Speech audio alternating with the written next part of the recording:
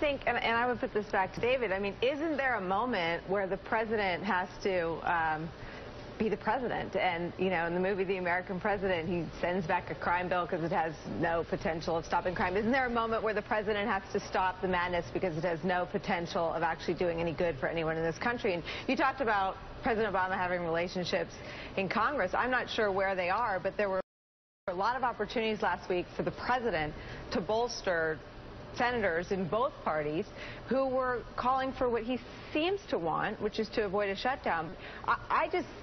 I can't figure out what the president wants, and he's either incapable or unwilling to lead this country out of this brink.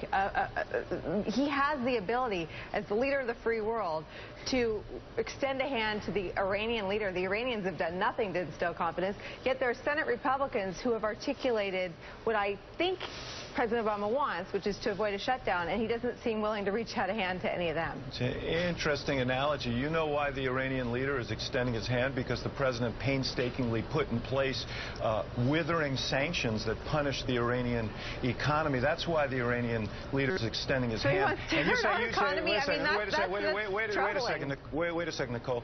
You say, when is he going to step up and be president? When is the presidential moment? This is the presidential moment. If you submit to government by extortion, government by tantrum, where does it stop? If he compromises this time, and as I say, cuts off an arm, what's to stop these guys from doing it again in 2 months and saying, give me a leg?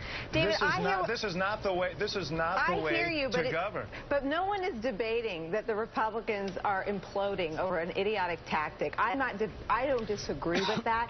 But what I don't understand is, why is President Obama lowering himself to that level and playing the same kind of brinksmanship that Ted Cruz is? Isn't he more like the Senate Republicans? I honestly don't understand.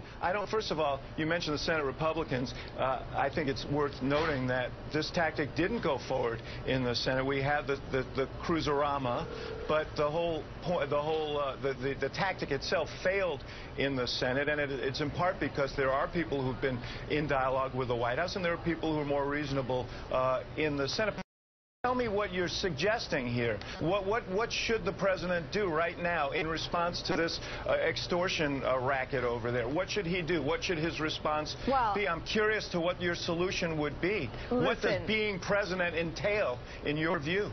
The presidential opportunity, to me, seems to be an opportunity for the White House to strengthen the Senate Republicans who share his desire not to see the government shut down. And there have been Senate Republicans who have confronted Ted Cruz. He has a long-standing relationship, from what I understand from reporting from Bob Woodward and others, with Senator Tom Coburn. There seems to be enough of a desire in Congress on both sides of the aisle for the government not to shut down. And it seems like when President Obama acts like a victim of one rogue Republican senator, it seems to weaken the office of the president. Could I enter in here just for a moment, because I think it's a good question, and there is something the president could be doing. He said he will not negotiate on the debt ceiling, a reasonable position.